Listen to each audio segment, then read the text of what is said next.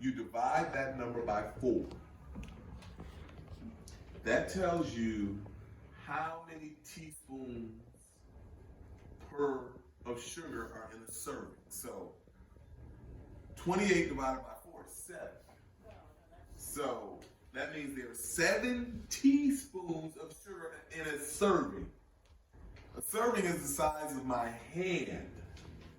Oh my goodness. This is the legal size of a serving. Yeah. This is the size of a serving. So imagine putting 7 teaspoons of sugar in my hand. That's awful.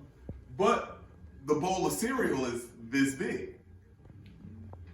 So it's more than that. It's way more than that. Yeah. So stay with me now. I'm showing you how this ADHD thing happens. Whenever you consume 30 teaspoons of sugar, your immune system shuts down.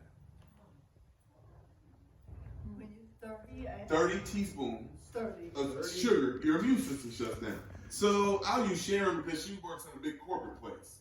Oh, actually Dan does too, but so Sharon, have you ever been in a meeting, y'all in a big meeting, and someone sneezes and everybody's like, oh, bless you, bless you, bless you. And let's say you're here, the person sneezes here, you were fine before the meeting, but then about 30 minutes later, you're like, oh man, I'm getting kind of runny nose. You gave me your germs. Yeah, she literally did because your immune system was shut down. Yeah. Because you had too much sugar that morning. And you'll find when you're in meetings like that, your attention kind of goes a little. You can't focus a lot. As an adult, you can't focus. So now, let's take it to the kids that are 5, 6, 7. Little Johnny has had a big bowl of sugar, and then you decided to treat him and got him a pig in a blanket from the donut spot on the way to school. So now he's got all this sugar running through his bones, and in class, the teacher says, Johnny, sit down. He goes, okay. And then he's back up moving again, and then the teacher says, he has behavioral issues. No, he got sugar issues. That's right. Because he can't sit still. We can't sit still as adults. But he's 7. But here's the biggest challenge. We are creatures of habit. So we eat the same thing every morning and do the same thing every day. So then you get a call, and he's down in the principal's office because he's having behavior, and he can't sit still. He can't focus. And then, the law now in the state of Texas is after they call you 3 times, and they can put your kid on medication. If they call you 3 times to the school for him with bad behavior, then they literally they're going to tell you have to take him to a doctor.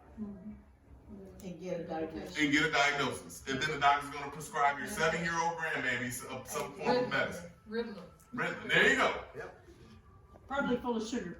But it's not a mental issue, it's a sugar issue.